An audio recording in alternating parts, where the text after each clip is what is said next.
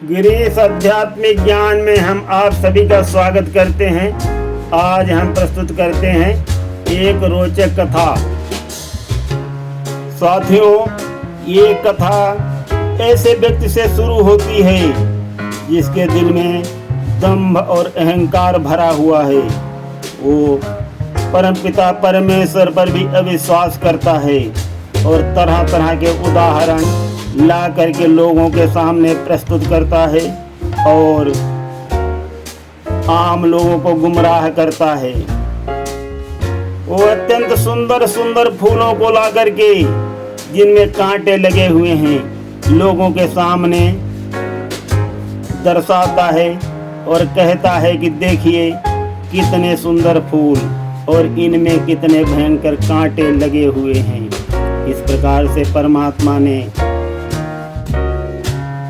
रचना करते समय विचार नहीं किया है और तरह तरह की बातें करके लोगों को भड़काता है और तालियां भी बटोरता है कुछ लोगों से। उसे अपनी वाहवाही सुनने का बहुत ही शौक है। एक दिन वो शहर में किसी काम से बहुत दूर जाता है और वापस जब आता है तब दोपहर के समय अत्यंत भीषण गर्मी है। वो एक बगीचे में जाता है और वहाँ ठंडी छाया में विश्राम करने लगता है। तब उसकी नज़र आम और जामुन के पेड़ पर पड़ती है तो मन में वो एक कहानी बनाने लगता है कि देखो कितने बड़े बड़े पेड़ हैं और इनके फल कितने छोटे छोटे हैं। और तरबूज खरबूजे आदि के पेड़ों को भी उसने देखा, गुलाब के फूलों को देखा तो उनमें देखा कांटे लगे हुए हैं। तरबूज के पेड़ बहुत छोटे छोटे हैं किंतु उनका फल बहुत बड़ा है। इस प्रकार से वो कहानी बनाता है और कहानी बनाते बनाते ही वो गहरी नींद में सो जाता है। साथियों, उसी समय एक घटना घटती है। एक आम का फल टूट करके उसकी नाक के ऊपर गिरता है और वो व्याकुल हो जाता है। और जब उसकी व्याकुलता दूर होती है तब उसको समझ आ जाती है और वो सोचने लगता है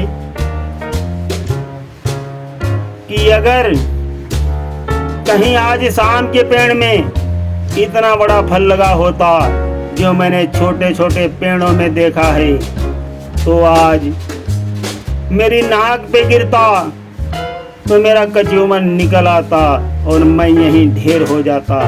इस प्रकार से सोचने लगता है, परमात्मा से विनती करता है, अपनी नासमझी की क्षमा मांगता है और कहता है कि हे प्रभु, आपने जो भी रचना की है वो अच्छी की है। मैं अज्ञानी हूँ, मुझे माफ कर दीजिए।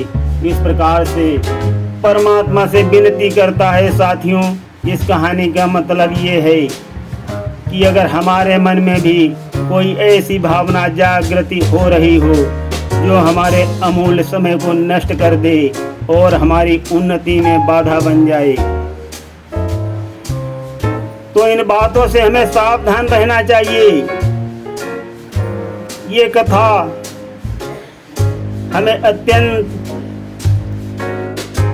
सोच और समझ का अवसर प्रदान करती है साथियों, और हमें किसी की बुराई और कमियों को नहीं देखना चाहिए। हमें अपने गिरेबान में झांक करके अपनी उन्नति और लाभ के लिए काम करना चाहिए और परमपिता परमात्मा पर कभी सपने में भी विश्वास नहीं करना चाहिए। तो आज हम इस कहानी को यहीं पर विश्राम देते हैं। आगे सुनते रहिए गिरीश आध्यात्मिक ज्ञान में अत्यंत रोचक कथाएं। धन्यवाद।